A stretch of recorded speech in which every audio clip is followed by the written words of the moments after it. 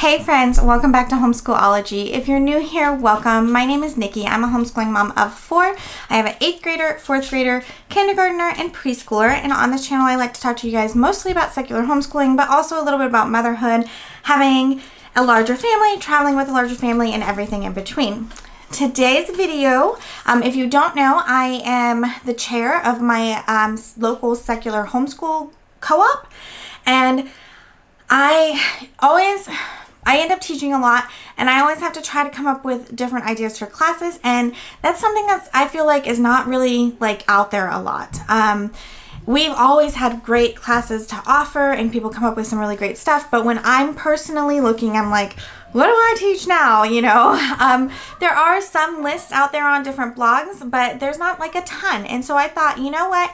If I'm in that boat, you might be in that boat too. So I'm going to share with you what I'm teaching this semester at our co-op. And so if you want to hear more about that, I hope you will come along with me.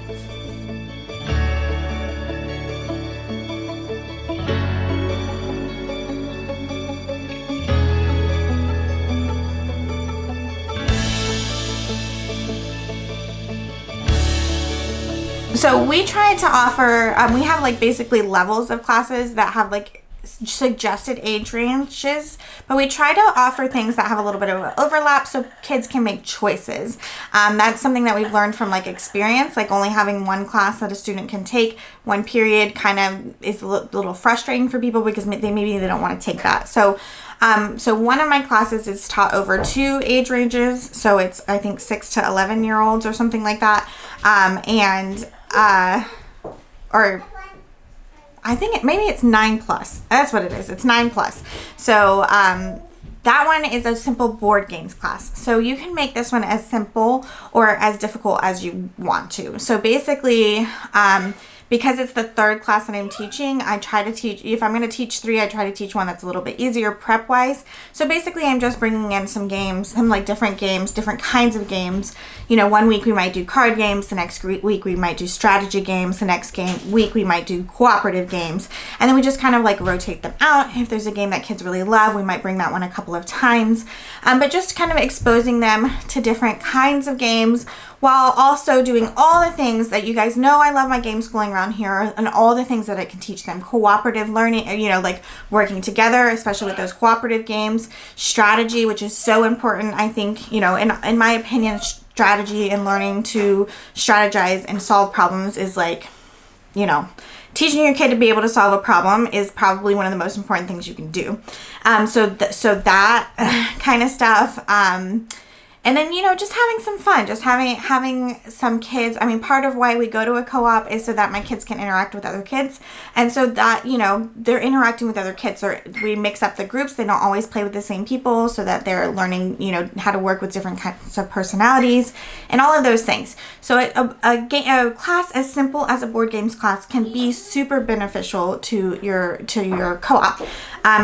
And, especially for homeschoolers, they don't sit at a desk for a lot of time usually. And so our co-op does run from 11 to 3, which we have an hour lunch break in there. But they're sitting in class for 3 hours. So sometimes for some kids, just having a class that's a really easy class or a really fun class can just be good for them. So that is the one class that I'm teaching this semester. The next class that I'm teaching this semester, I am teaching a class based on activities we've done at home before. And so I am using the fairy tale science book. I have a whole video on this book, and then I think I have a second video on how I used this book in combination with geography. So I will link, if I do have 2, I'll link them. I'll link one here and then both of them down in the description box. But this book, guys, it was a random book that I randomly picked up at a little local bookshop. Because I was like, oh, that sounds so cool. And it's not one I saw that came across Amazon, which you can get it on Amazon, and I'll link it down below. But, it was just kind of I just walked by and I was like, that looks like a great book. And I actually left the store without picking it up. But then I was like, you know what? I'm going to go back and grab that book because it really looked so good. Just looking at it, and then as I started getting into it, I was like, this is an excellent book. And so we did use this in our homeschool a lot, but we didn't get through the whole book. We only did parts of the story, there's all different stories in here. We only did some of the stories, not all of the stories. So my kids are going to have only actually, two of my kids are in it. One of them, my middle daughter, she did this before, but my son has not, and he's taken the class. And so we are using this. This is for ages 6 to 9, which is like it is a large range of students, but I kind of put them in groups based on their ages, so that helps. Anyways, this book is amazing. So how am I using it? How am I teaching? So basically, this book has. This is the one we just did this week. So this is it says A Royal Pain. It's The Princess and the Pea. So what I'll do is I'll read the story out of here, but it's written more of like an overview of the story. It's not like the actual story, but it's kind of like the overview, and it's based on the original one. And I love that each story has this box here that says the tale's origins, like where that book came from. And I use that to tie it to geography when I was doing it at home. We're not doing that in the co-op class, but what I like to do is I like to read the story out of here, and then I like to read the story from a different source. So like I have a children's literature book, and I actually have it out in my co-op cart and forgot to bring it in, but I'll link it down below for you guys. But it's like the actual story, like the actual story. Or I'll find like when we did the Three Little Pigs, I have this really cool book. I'll link it down below. I'll try to put a picture here. That's like the Three Little Architects or something, and it's like they're architect pigs. And so it's like the same Three Little Pigs story, but there's like a little, it's a little bit different. It's a little bit updated. And so I try to find two versions that are not super, super closely, like the one that's in here, it's a little bit different. And then I'm using that to teach my kiddos the similarities and differences. So we're doing a Venn diagram every week. I like to kind of keep a little bit of the same structure in my co-op classes so kids know what to expect when they come. It makes things just run a little bit smoother and a little bit faster because we only have 50 minutes. And so I kind of like to keep that same structure. But doing it over and over and over again helps reinforce the concept as well. So we are really focusing on similarities and differences. So we'll read two versions of the story. We'll talk about the similarities and differences. And then we will move on to the science part of it, the science experiment part. Like this one, we talked about nerves and neurons and how that all work, how senses work, we know what the 5 senses are, but when they come to us, what happens then? And so it was really cool. Like my 6 to 9 year olds actually learned about like an actual neuron and the parts of the neuron. And it's really impressive what you can get kids to do, when they're excited about it and when you can relate it to something fun. And so we did that, and we did a couple of different experiments. A lot of them can't write, I do have like 6-year-olds in there and they can't write, but I like giving them a worksheet just for them to kind of stay engaged and on top of, and we'll write words on the board, and people who can copy can copy. We have aides that can go around and help write, or in this case, I'm kind of just bringing it home with me and just writing in answers for the kids that didn't write anything down. So the worksheet is more so for them to have a reference to what we're doing than for them to actually write on, but it helps a little bit to keep them on track. And so we do the experiments, and then a lot of times it will have a an explanation of what's they ate a mint and then they drank orange juice, and we talked about what was going on. So this book is so great. I can't rant. I rant and rave about it all the time. It's wonderful. It is. You need this in your life if you have little kiddos.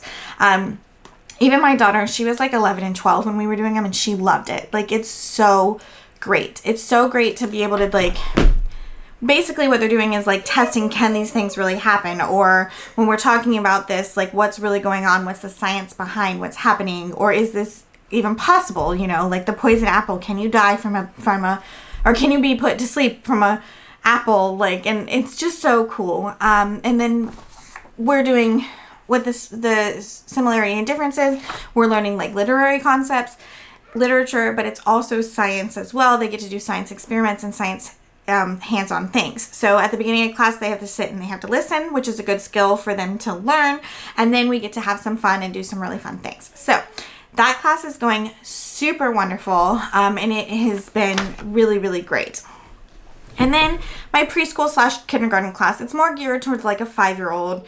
So it could be like, the age range is 4 to 6. And it is science alphabet. And so this one is kind of one that I'm really proud of because I feel like I came up with it on my own, and mostly like I didn't actually, like it just came to me one day. I'm sure somebody else has done it. I'm not saying I'm the first person to do this, but basically what we do is we have I took the whole alphabet and then I found letters that have, so like it's a letter of the week class. We learn a different letter each week, but then we learn a science topic that starts with that letter. So we're getting letter practice, and like we practice writing our letters, we practice coloring, we practice cutting and pasting with different worksheets that we find, and we do different little activities based on that.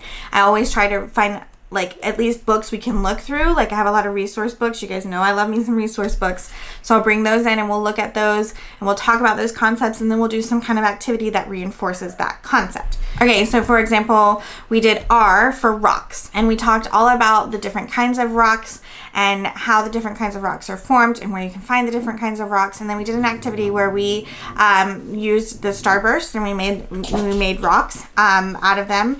And so that, so we colored a sheet, we wrote some R's, we did we looked at some books, we looked at some rocks, we tried to identify different kinds of rocks. We did the activity with the starburst, and of course they got to eat, which they always love treats. And so just like doing all those different kinds of things. So what I have that I'm going to put in my store for you guys is the list of letters that we did. So last semester, I've done it over 2 semesters.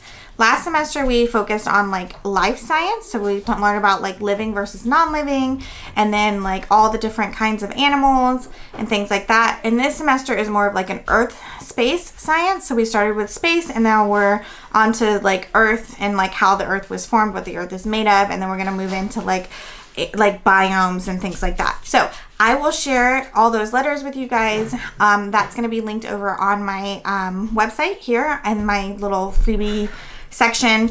And so yeah, so that's been really, really fun. And the kids, I've had the same kids both semesters and they really seem to enjoy it. And so that is what I'm teaching this semester at co-op. If you teach at a co-op, I'd love to hear ideas from you down in the comments because I am always looking for ideas. That's it. I'm going to stop rambling. That's it for me today. I hope you will drop some comments down below. If you teach at a co-op or if you have ideas that would be great for co-op classes, I'd love to hear them while you're down there. I would love it if you would subscribe to this channel, ring that notification bell, give this video a thumbs up. Don't forget, you can always follow us over on Instagram at Homeschool-ology, and I hope you'll come back and chat with me again soon. I'll talk to you guys later. Bye.